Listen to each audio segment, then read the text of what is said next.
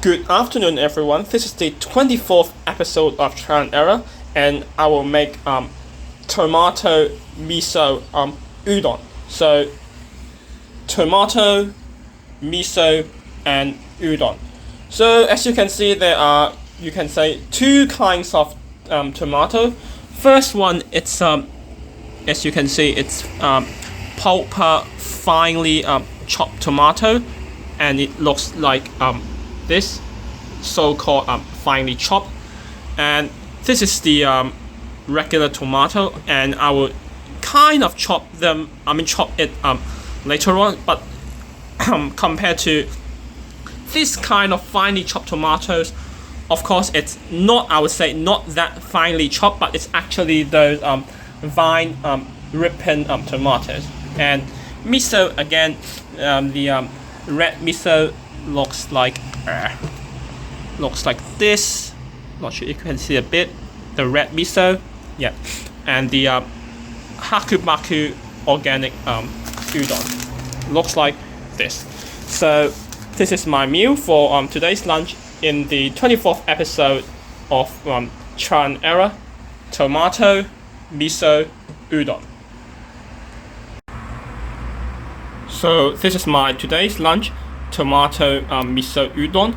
Not sure if you can see, but the color of the soup, it's not that brownish. It's a bit more reddish, I guess, because this time I not only use the miso paste as usual. I also add those finely chopped tomatoes when I put the boiling water to stir it to make the soup, because miso, it's salty in general, and tomatoes, regardless of the finely chopped tomatoes, as you can see here, or those vine ripened tomatoes, it's the taste, it's sweet and a bit sour in general. So I use tomato to neutralize the saltiness of the miso.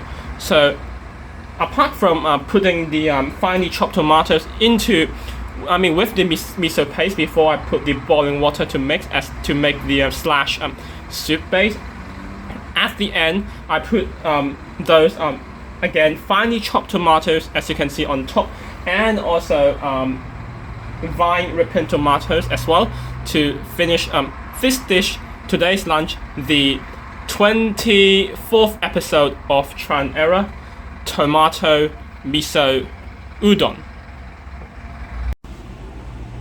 So just now I mentioned I put a bit of the finely chopped tomato with the miso paste before I put boiling water to mix it, to melt it into a soup base.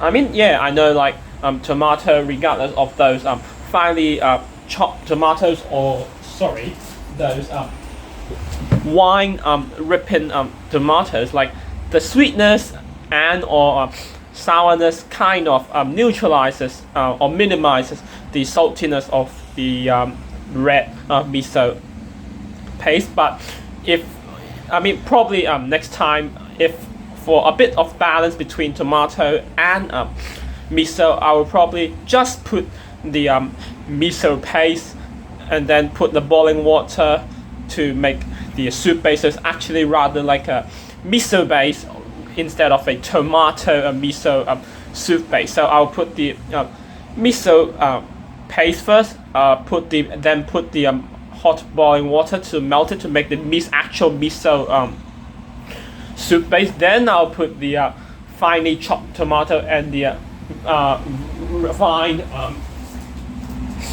vine ripened tomato into the miso soup with the udon to make this dish, tomato miso udon. And I think the decision